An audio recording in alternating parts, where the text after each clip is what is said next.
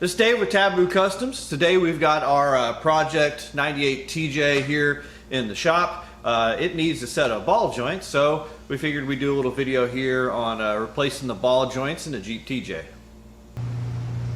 So with the Jeep TJs, there's two things that can often start to wear, especially once you start going to larger, heavier tires. One of those things would be the wheel hubs or the unit bearings, whatever you want to call them.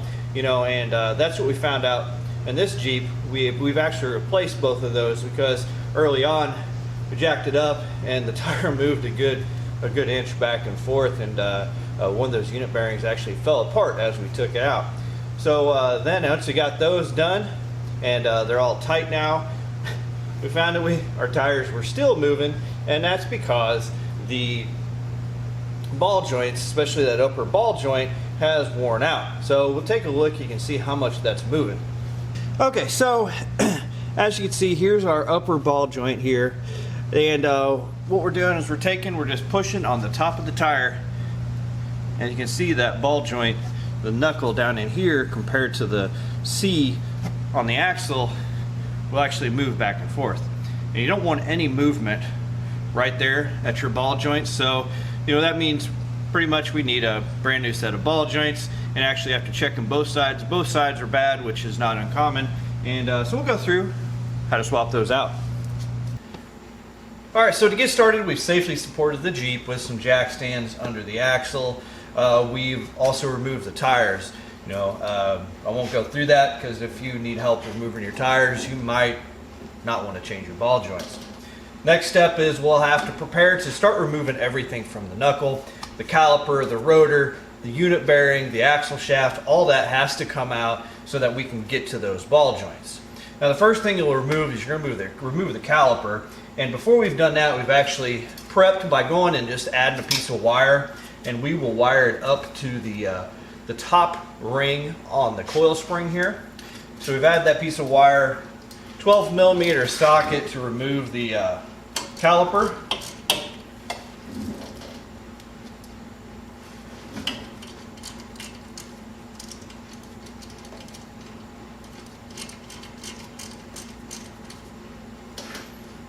Eventually. So one thing we always do is I always put the bolts inside the jack stand. That way I'm not kicking them around.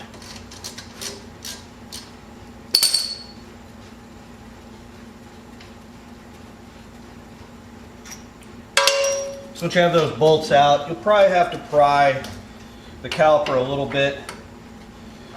Maybe the end of my ratchet will work. Sometimes you'll have to grab a big screwdriver or pry bar. Then just take that and wire that caliper up to the top of the coil spring. And you'll want it up pretty much as high as you can. We'll need some room for the ball joint press here. You could also probably wire it in a couple other places to keep it out of the way more, but this is where I usually wire it. So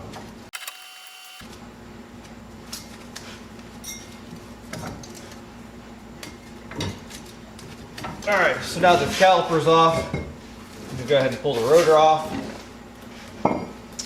As we mentioned, we already replaced the unit bearings, so those are all nice and new. So the next step is we're going to want to pull the 3 bolts from the back side of this unit bearing. Now you do have a couple of options here. Actually, you could remove the unit bearing by itself and then remove the axle shaft. We typically leave the unit bearing and the axle shaft together. If you want to separate those two, you'll have to pull out this cotter pin, pull off the small lock washer here, and then take that nut off. But like I said, we typically don't do that. You don't need to do that. And so we'll just pull it all out together. Alright, so to remove the 3 bolts back here, you're going to need to make sure you have a 13mm 12-point socket. These are 12-point bolts on the back here, so if you don't have a 13mm 12-point socket, you're going to need to go get one. We'd recommend at least a 1/2-inch drive on that. Probably have to use a 1/2-inch drive. Use 3/4-inch drive. I don't think you're going to be able to fit anything in here on this top. You'll need a big ratchet, breaker bar. Sometimes these bolts are hard to get out, but we've already removed these in the last couple months, so ours should go pretty easily.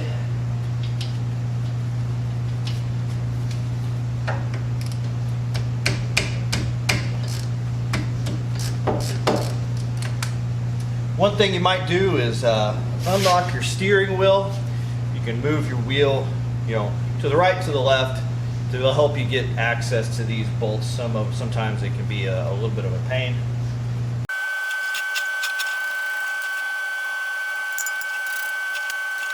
All right, so next we need to grab the tools to remove this unit bearing. The unit bearing, whenever you tighten it down, it's pretty much a press fit into the knuckle, and you'll have to get some tools to basically pry this out of the knuckle, and we'll show you that in a close-up here in a second. Okay, so for removing the unit bearing from the knuckle here, we're going to have to pry the unit bearing away from the knuckle at this joint right in here.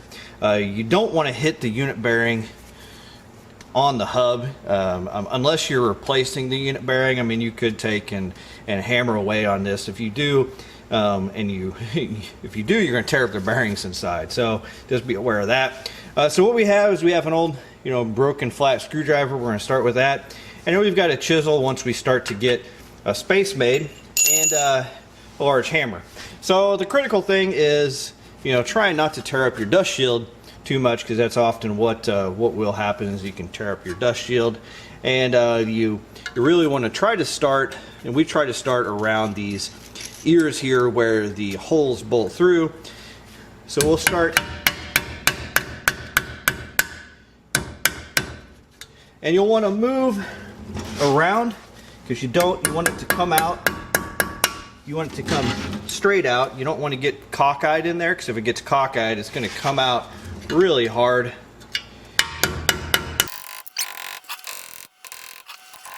And for ours, once we get to a certain point, we'll have to switch to the chisel. This will be a large enough gap that our screwdriver won't fit in there anymore. At this point, probably. So once you pry that out, just pull it straight out.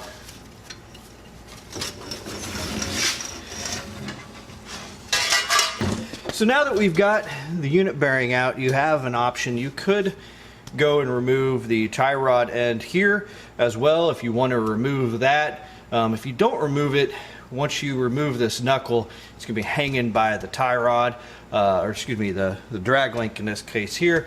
We're going to go ahead and leave that attached and go and pop this loose and get this taken out.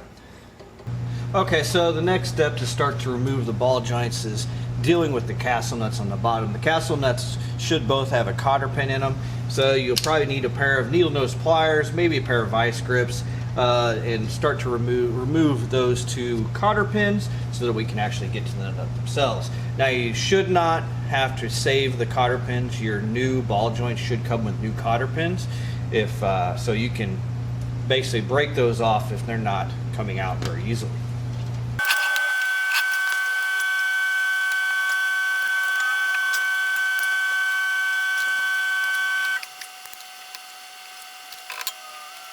Alright, so we've got the cotter pins out. If you saw, I just grabbed and bent this little bracket. That bracket actually holds the ABS line as it comes down, which this Jeep doesn't actually have that on it anymore.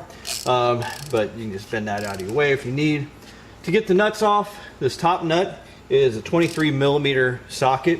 The bottom nut is a 28 millimeter socket. So we'll start here at the top, and we'll see if it comes loose.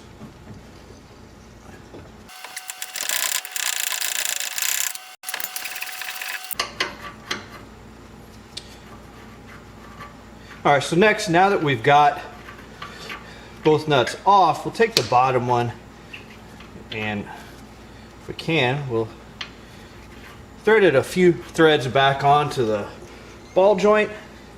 That way, as we knock this loose, it doesn't go flying.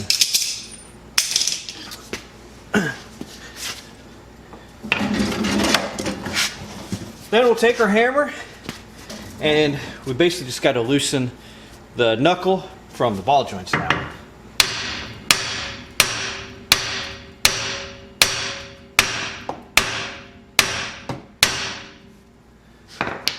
All right,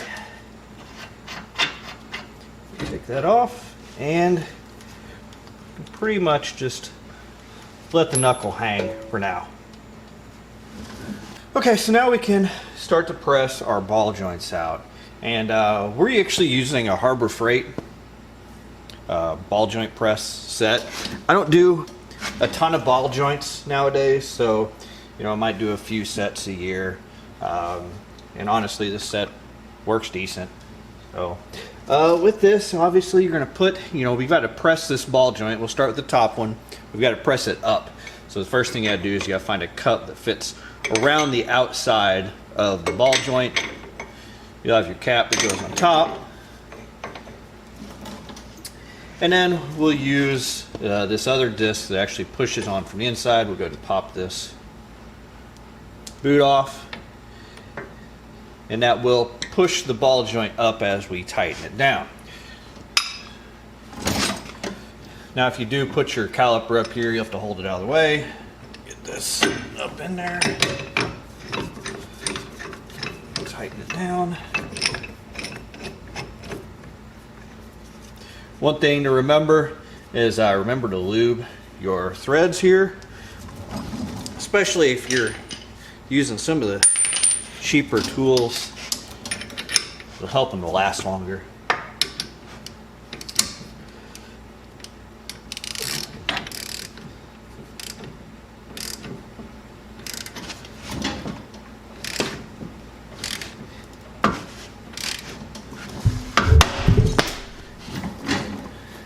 So basically we just tightened it down there, and that pop was actually the ball joint letting loose and starting to move.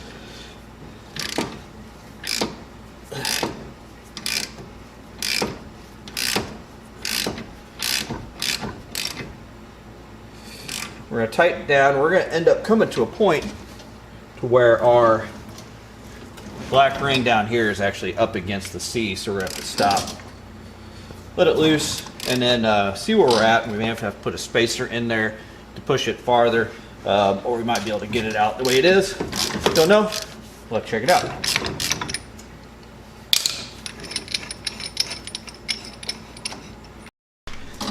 Alright, so take two on pressing the upper ball joint out, and what we did is we went and we cut ourselves a little piece of some DOM tube here, only about 3/8 tall. I think this was something we used to make some track bars in the past, and we'll use that along with our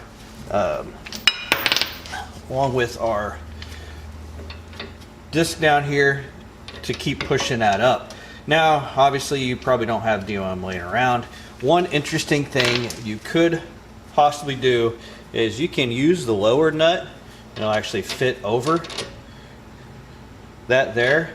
And this lower nut will actually, on this one anyway, will fit in the bottom there. So you can use that to actually continue to push that up and through. But if you get that wedged in there, you might have to knock it out.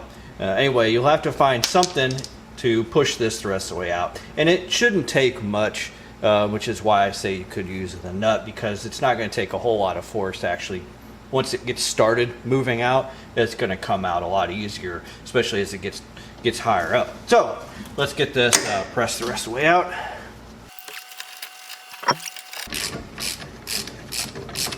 Yeah, see, it was really needed another 1/8 to 3/16, it popped right out.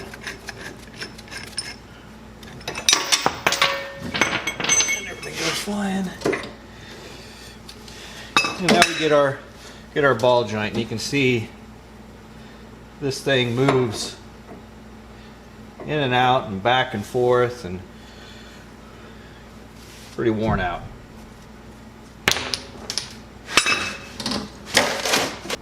Alright, so now it's time for the lower ball joints. Now the upper ball joint we pushed up and out. This one we will actually have to push down to get it out. So with this kit, we get this fancy cup that actually go and fits really nice in the bottom. And to start with, we're going to use the other disc that is actually, I think it's a little bit larger than this, but we're basically going to get it started. We're going to get it broke loose with this disc. Then we'll probably pull this out and just push on the top of it. It'll probably come out pretty easily after that. Got to make sure you thread that shaft up through the upper ball joint hole. And one thing we're going to have to make sure is that this threaded shaft is not coming into contact with the sides of the upper hole whenever we get it in place. And if it does, what we're going to want to do is just take a piece of tube and we actually put it over the shaft and just make sure that these threads are not cutting into that shaft at all.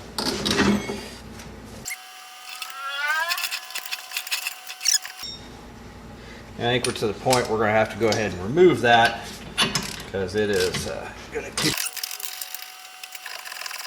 Alright, here we have it. So before we go and we talk about installing the new ball joints, you're going to want to take and clean up these holes. We have some Scotch-Brite we're going to go in. There's a lot of old grease, some rust, everything in these ball joint mounting locations. We'll clean that out, clean up the holes, make sure there's nothing that's going to keep the new ball joints from wanting to slide in. Alright, so now we can start pressing in our ball joints. We will start with pressing in the lower ball joint first. And the lower ball joint between the two ball joints is going to be a little bit shorter of the ball joint, and it doesn't have the grease zerk on top of it, because obviously the grease zerk is so it's on top of the C there, so you can grease that one. With this kit here, there's a sleeve that fits perfectly on the ball joint. We use our bottom disc.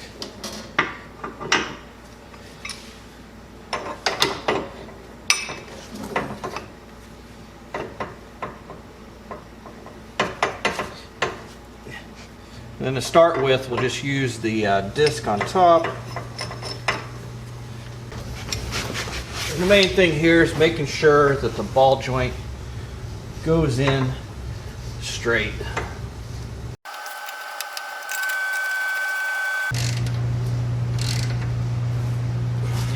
Now you're going to hit a point where it's not pressed all the way in, but it starts getting really hard, and that's when we're actually starting to hit the bottom of the disc.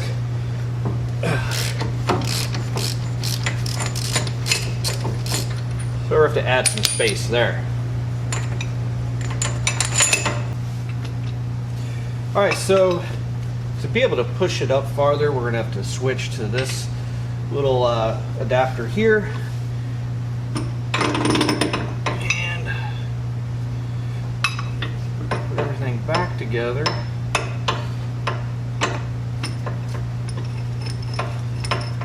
Now I got to make sure that this piece gets centered on that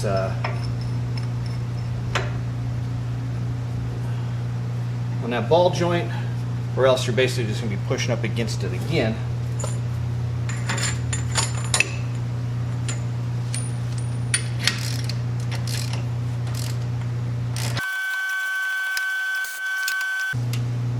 Alright, so once you get the flange of the ball joint all the way up against the bottom of the C, you've got it installed.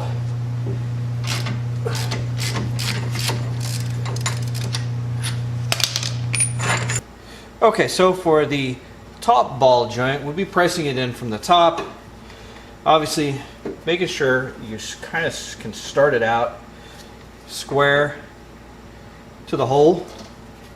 Now for the top, we'll actually be pushing down on it with the disc, and then we'll be using the same cup we used in the bottom earlier to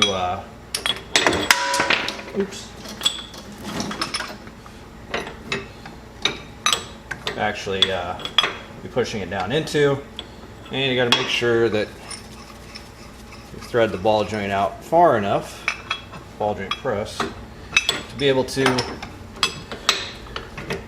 fumble around with everything and finally get into place.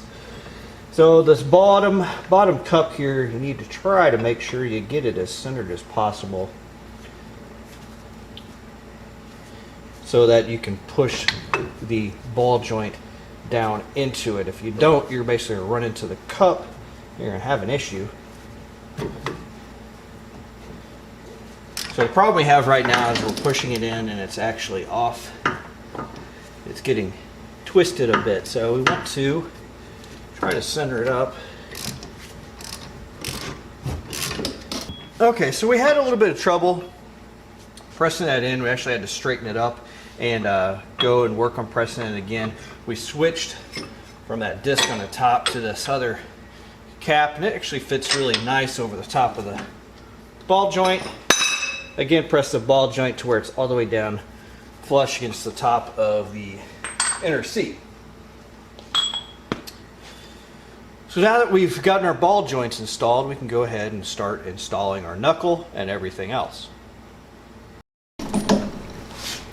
Alright, so now get our knuckle, reinstall it.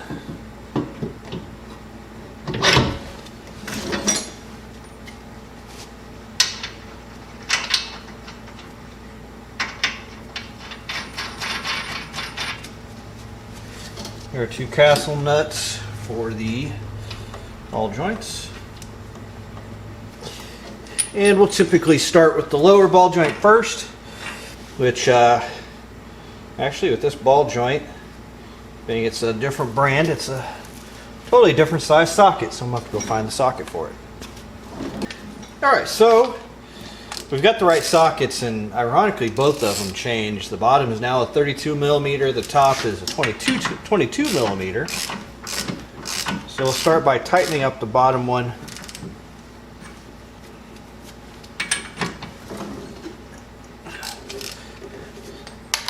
And we'll go ahead and we'll tighten up the top one a bit, and then we will start getting them worked down. If I grab the right socket. Okay, so for the torque, the bottom one will torque to 80 foot-pounds.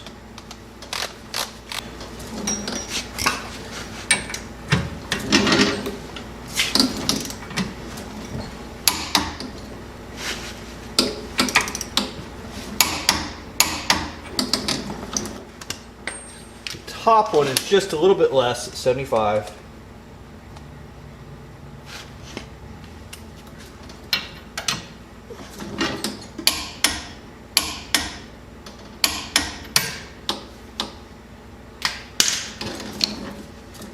And then make sure that before we start putting the axle shaft and everything in, you've got this lined up perfectly straight. Straighter it is, the easier it'll be to get those put in there. But before we do that, we're going to make sure we put our cotter pins back in our castle nuts, and remember to put your greaser in the top here. Okay, so one reminder here, when you go to install the cotter pins, sometimes the hole won't land with the castle nut. You can tighten the castle nut up a little bit more just to get those holes lined up. Just make sure you do it in small increments so you don't have to go 2 slots over. You don't want to go too far, too tight. Then make sure you put your grease zerk in as well. Then we go ahead and we can slide in the axle shaft. Make sure that when you do this that you have the threads are clean if you set them in something, and that the sealing surface here as well is clean. And as you slide this in, you're going to want to try to push down a little bit on the outside so you kind of get this up and try to keep it out of all the crud inside the axle shaft. It's difficult to do, but do your best.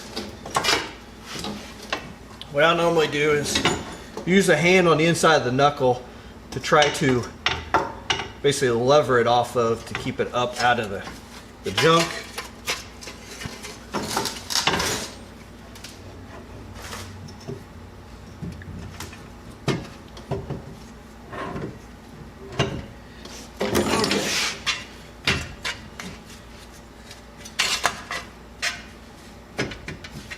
Alright, and then once you get it in place, you'll have to get your dust shield back where it needs to go. And you can take your 3 unit bearing bolts.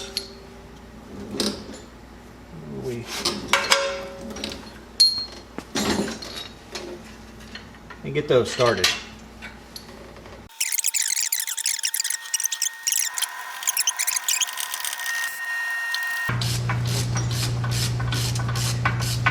And to gauge how even you're pulling it in, you can watch how much the bolts are sticking out of the outside of the unit bearing to help understand that. Alright, so snug them down, and similar to the upper ball joint, these will get torqued to 75 foot-pounds. Make sure that when you're torquing these, if you're using a clicker style torque wrench, that you turn the knuckle so that the head of the wrench isn't dragging on the axle shaft, because you don't want that to keep you from hitting the right torque.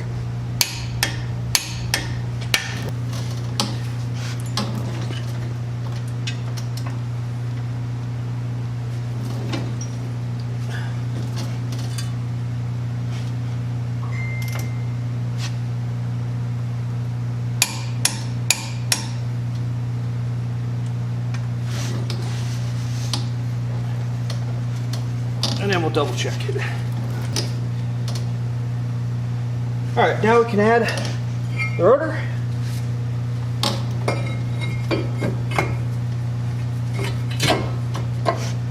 And we can go ahead and put our caliper on. Now, before we put the caliper on, you may want a C-clamp or something else to pull this pad back in, which we'll need to go and grab a C-clamp before we move on. Okay, so we've got our seat clamp, we're loosening our caliper from the coil spring, and what we're basically trying to do is just push this caliper back into the cylinder a little bit, so that makes it easier to put this caliper back over the rotor.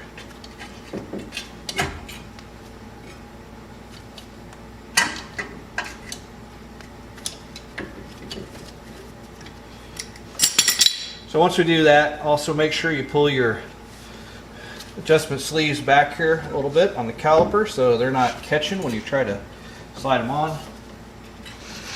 And make sure your rotor's all the way on.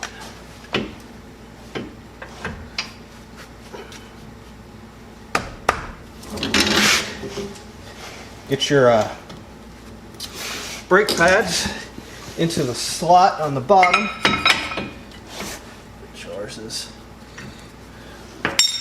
off.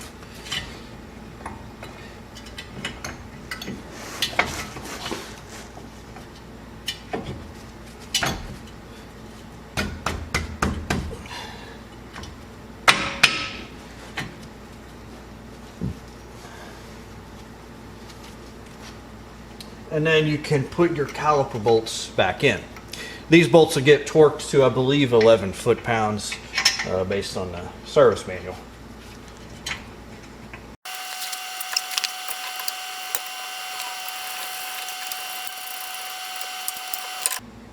So that does it for the install of the ball joints here on this TJ. Make sure that when you take off and before you get out on the road, you get your brakes working correctly. Again, pushing the cylinder back into the caliper, you're going to need to get that going right. If you have any questions or comments, you can get a hold of us on taboocustoms.com, or you can see us on Facebook or Instagram at Taboo Customs. Thanks.